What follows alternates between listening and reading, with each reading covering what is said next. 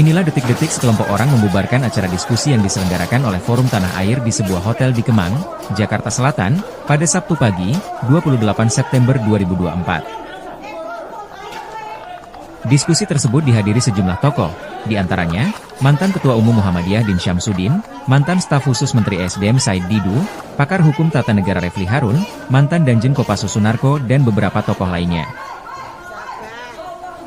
Dalam rekaman video yang beredar, tampak sejumlah pria bermasker masuk ke lokasi acara mengobrak-abrik meja dan spanduk.